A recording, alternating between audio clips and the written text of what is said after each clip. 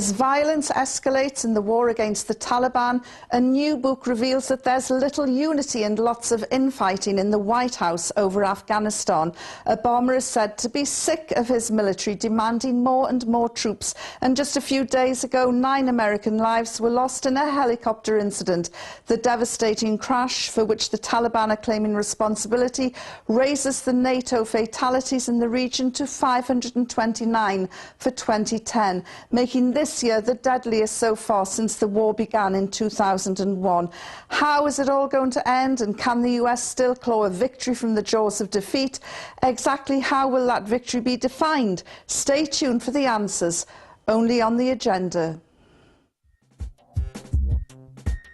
Victory in Afghanistan is something often talked about by world leaders and their military commanders, but the exact meaning has never quite been defined. In 2001, the US President George W. Bush and British Prime Minister Tony Blair said they were going to war in Afghanistan to destroy Osama bin Laden and his al-Qaeda network. 2 months later, their wives, Laura Bush and Sherry Booth, gave press conferences declaring the war was all about the liberation of Afghan women. Then the following year, the goals changed again, and we were told the war was all about bringing democracy and peace to the region. Italian Prime Minister Silvio Berlusconi dealt the coalition a severe blow when he admitted it would be better if Western forces left Afghanistan altogether. August 2010 marked the departure of the last of the Dutch troops, with Canada expected to withdraw all of its soldiers by next year. Meanwhile, new British Prime Minister David Cameron and his coalition government also talked about an endgame. The only leader with a clearly defined military strategy appears to be the Taliban's Mullah Omar, who claimed his soldiers were close to winning the ongoing war. He defined victory as the complete withdrawal of Western troops. Today's agenda asks the question: Afghanistan. How does the US and allies define victory?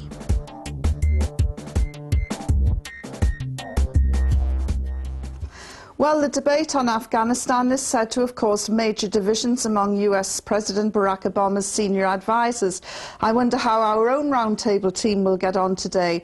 My first guest is Ben Harris-Quinney, who has been involved with the Conservative Party, working with them in both the European and UK parliaments on foreign policy issues. He now works with the right-wing think tank The Bow Group as a member of the Council and as a chair of the Foreign Policy Committee.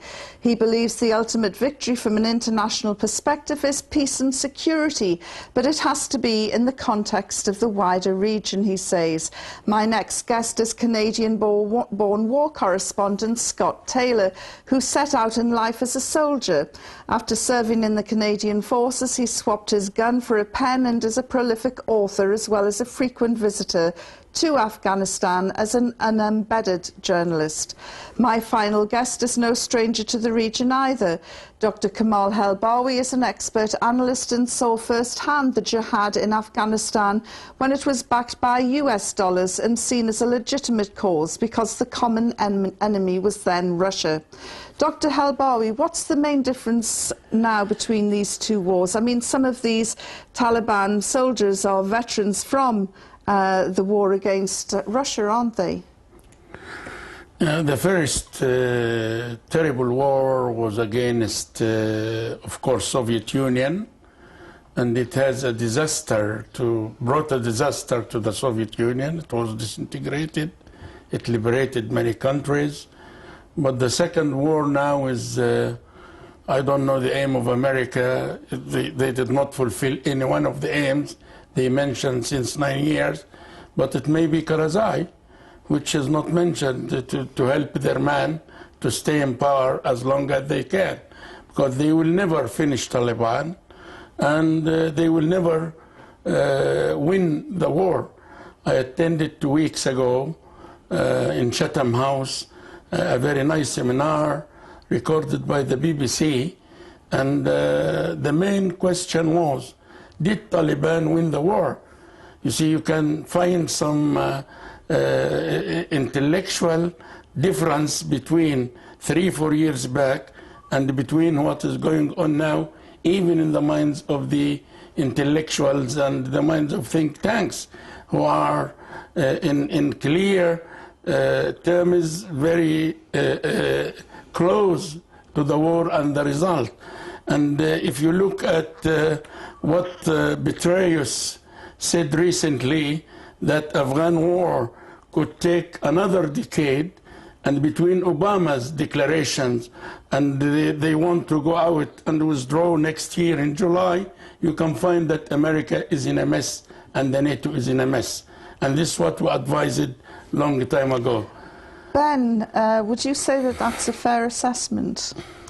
Well, I'm not sure that it is a fair assessment overall. I think that the entire basis of the language here is perhaps wrong. I don't think it's necessarily a question of victory or defeat, or a win or a loss. There's not a great deal of glory to be had in Afghanistan for any party. I think all sides have had significant losses, including the civilian population. So was it a mistake for the NATO to go in? I don't think it was a mistake for NATO to go in. In fact, I think it was absolutely necessary, because what we saw was a movement from a US-led force to a NATO-led force, and I think that was crucial, because the public opinion in the region, of course, became very anti-US. And with a coalition force, I think what you're looking at is less of a national interest and more of an international interest in maintaining peace and security in the region for the international community and for the region itself. Of course, it's easy to say, Scott, with the benefit of hindsight, things could have been done differently. But with the benefit of hindsight, should the forces have gone into Afghanistan? Well, I mean, you're saying it was a victory or not a victory.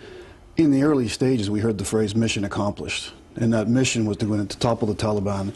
And basically, the Americans were looking to move into Iraq. They really didn't want to stay there. They made it clear they weren't going to use the numbers of troops to occupy and make the same mistake the Soviets did. They were going to go in, help an internal government get set up and established, and create a security assistance force. And that was when NATO came in. So when you're saying, Ben, that there was an anti-U.S. sentiment at the time, well, now it's anti-NATO. I mean, we are still, they don't differentiate between a Romanian and a Canadian, and the casualty figures indicate that. I mean, the Canadians are running, I think, number 3, given the number of troops we've got over there. They will not differentiate. It's not like, well, oh, the Canadians are here, so we're going to put an international mark on this. And the things that we were hearing about in terms of progress for women and in terms of liberation, they were doing different things, all of that's backtracking now. So any of those missions that we thought we were trying to achieve or that we were told we were going to do and create democracy and hold elections and all these things. So what do you think people are trying to achieve now? Getting out. I mean, trying to save some sort of face, go back to what the initial objective was, you know, sort of a stable environment of some sort. And it's not going to happen. I mean, you mentioned that the Taliban were the same Taliban that were fighting the Soviet Union. Also, the warlords that comprised the Karzai regime and the administration were the same, literally the same characters that were fighting on the side of the Soviets against each other or inside against the Taliban. And, I mean, waging the same jihad paid by US dollars. It's the same characters. When you say history repeats itself, a lot of people go back and say, well, the Brits were there the first Afghan war, the second Afghan war. The Soviets were there. Well, at least that was about 200-300 years ago. No, I mean, you know, the same guys. The Russian invasion was in living memory. 1979. December 1979. But these warlords, General Dostum and Hekmatyar and these guys, they're still there. They're still the playmakers. I mean, so it's not like it's a new playing field where it's the son of or the grandsons of. I mean, not in the same degree. Not in the same degree, because Hekmatyar, some of his men are in Kabul with Karzai, working in the morning as officials, and in the evening maybe they joining Taliban or Hekmatyar. And Dostum is no more ruling in Mazar-e Sharif or controlling. There is General Muhammad Atta Noor, but no more Dostum anymore. He is sometimes in Turkey, he is sick, his hopes have collapsed.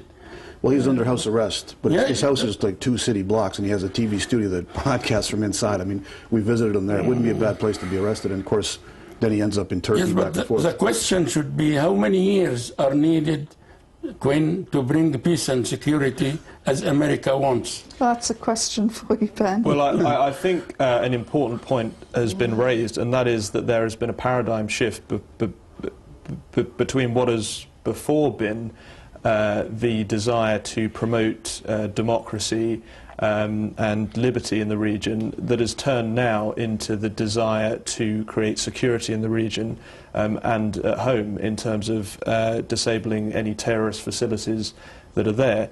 In terms of how long that would take, I think, you know, it's at the very least 5 years, if not 10 years. So America is not anymore chasing Bin Laden and Omar?